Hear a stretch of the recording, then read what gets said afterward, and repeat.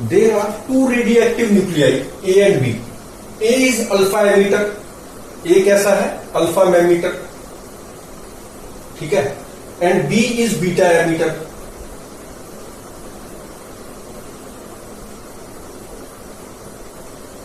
ये beta emitter है, मतलब बी जो है बीटा एमिट करके डिके होता है, ये अल्फा पार्टिकल एमिट करके डिके होता है. B is beta emitter. The disintegration constants are in ratio 1:x, मतलब lambda A upon lambda B is equal to कितना दे रखा है? 1:x.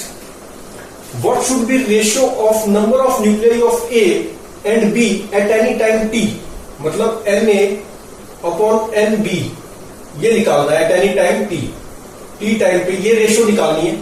So that probability of getting number of alpha and beta particles are same at that instant, मतलब इस T time पे probability of getting number of alpha and beta particles, ये alpha particle मिलेगा, ये बीटा डिके करेगा तो beta particle मिलेगा.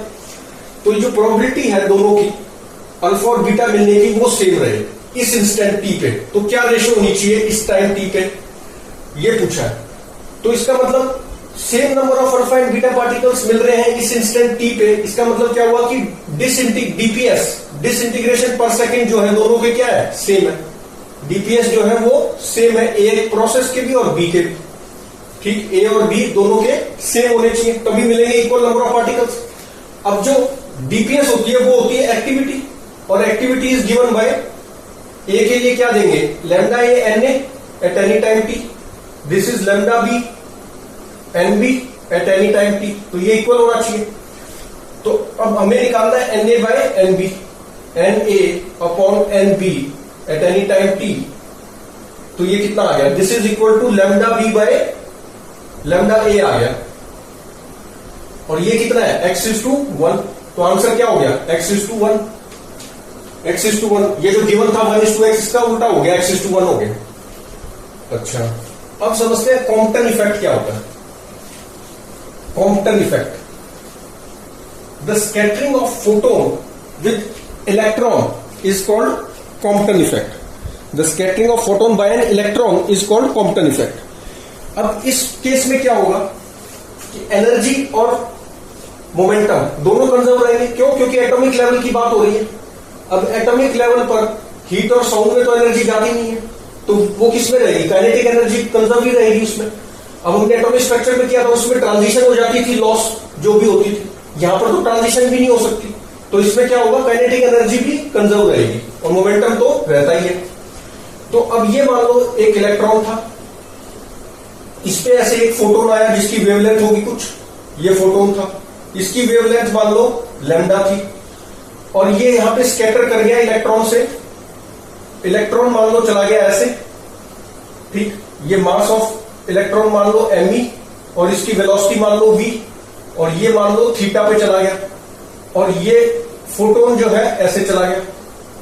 ठीक, इसकी स्कैटर होने के बाद फोटोन की वेवलेंथ मान लो लैम्डा डैश होगी, और ये किस एंगल पे गया? This angle is phi.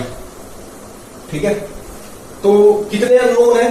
Theta, phi, lambda dash, एनमी और वी. लैम्डा गिवन है खाली कि भाई फोटोन मान लो लैम्डा वेवलेंथ से इस पे आके टकराया.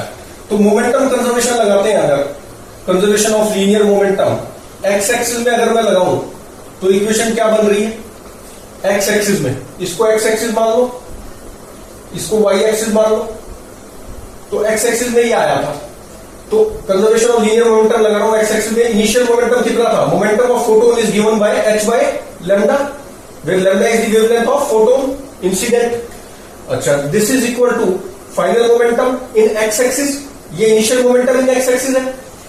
फाइनल मोमेंटम एक्स एक्सिस में क्या हो जाएगा? me v cos theta plus h by lambda dash और cos फाई आ जाएगा. तो ये हो गया conservation linear momentum X axis में.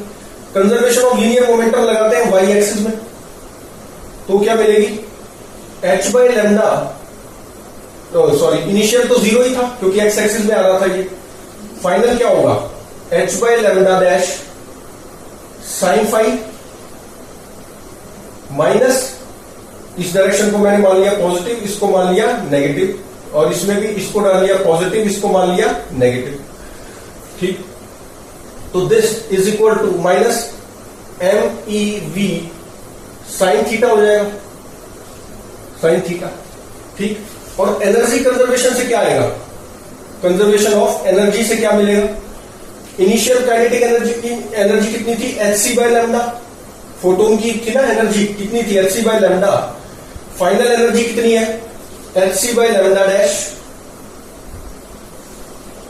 Plus kinetic energy of electron half MEV square, यही आया ना, hc by lambda is equal to hc by lambda dash plus half MEV square. ठीक है, h by lambda dash sine phi minus MEV sine theta. Equation देख लो, check कर लो, h by lambda is h by lambda dash cos phi and plus MEV cos theta. ठीक है, अब इसमें क्या करो कि क्योंकि हमें बात करनी है लैम्डा डैश पे, अब ये जो लैम्डा डैश है, this lambda dash would be less than, this lambda dash would be क्या होगी, ग्रेटर देन होगी लैम्डा से, लैम्डा से ज्यादा बड़ी वेवलेंथ होगी। क्यों, क्योंकि ये जो एनर्जी थी, ये एनर्जी कुछ इसने भी तो ले ली, इलेक्ट्रॉन ने, फोटोन की जो इंसिडेंट एनर्जी थी hc बाय लैम्डा, उसमें से कुछ एनर्जी इसने ले ली, तो अब एनर्जी क्या होगी, कम होगी, कम होगी तो वेवलेंथ बढ़ती है, तो इसका मतलब लैम्डा डैश जो है वो इनिशियल जो वेवलेंथ थी फोटोन की टकराने से पहले उससे ज्यादा होगी। लेकिन अगर हम निकालना चाहते हैं, लैम्डा डैश के बारे में बात करना चाहते हैं कि मैक्सिमम कितनी हो सकती, ज्यादा तो होगी, तो अब ये भी पूछ लिया कि फाइंड कब होगी लैम्डा डैश मैक्सिमम। ठीक है, find when lambda dash would be maximum, मतलब किस एंगल पे टकराए या कुछ इस तरह। तो हम क्या करेंगे, ये चार इक्वेशन है अननोन, सॉरी तीन इक्वेशन है अननोन, चार है, कौन से अननोन है, थीटा फाई वी और लैम्डा डैश। तो हम इसमें एलिमिनेट कर देते हैं, eliminate v and theta, v and theta को एलिमिनेट करेंगे, ये खुद करेंगे, मैं पूरा नहीं सॉल्व कर रहा। वी एंड थीटा को एलिमिनेट करेंगे तो हमें मिल जाएगा lambda dash minus lambda is equal to h by MEC। ठीक है, MEC 1 माइनस कॉस फाई, ये मिल जाएगा। अच्छा, अब यहां से कोई कहे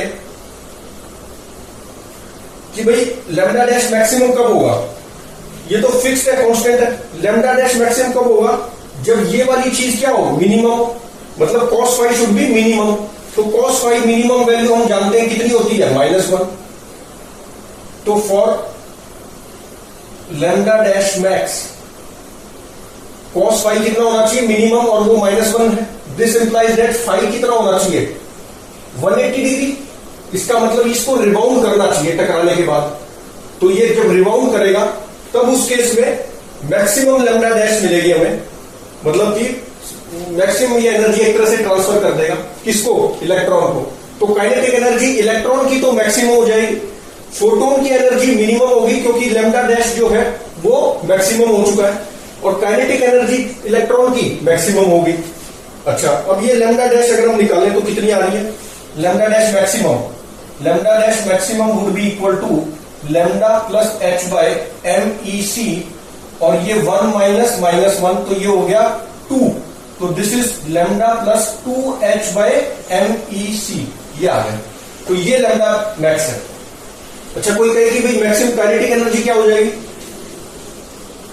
काइनेटिक एनर्जी मैक्सिमम, ये वाली मैक्सिमम, ये काइनेटिक एनर्जी लिख देता हूं मैं यहां, तो के kinetic energy maximum of electron, ये फाइंड कर सकते हैं यहां से, तो ये कितनी आ जाएगी, this implies that kinetic energy जब ये रिबाउंड करेगा तो मैक्सिमम लॉस होगा फोटोन की एनर्जी का, और कब वो लैम्डा डैश क्यों हो रहा है मैक्सिमम लॉस, क्योंकि लैम्डा डैश जो रिबाउंड करने के बाद है इसकी वेवलेंथ वो मैक्सिमम है, इसलिए मैक्सिमम लॉस हुआ, और वो मैक्सिमम लॉस किसको मिला, काइनेटिक एनर्जी ऑफ इलेक्ट्रॉन में गया। तो kinetic energy maximum of electron is equal to, यहां से निकाल सकते हैं, hc by lambda minus hc by lambda maximum लिख दो इधर, और मैक्सिमम की वैल्यू हम निकाल चुके हैं, lambda plus 2h by MEC, तो यहां पुट कर दो lambda plus 2h by MEC, और यहां से निकाल लो, तो ये maximum energy, kinetic energy maximum भी मिल गई मुझे इलेक्ट्रॉन की।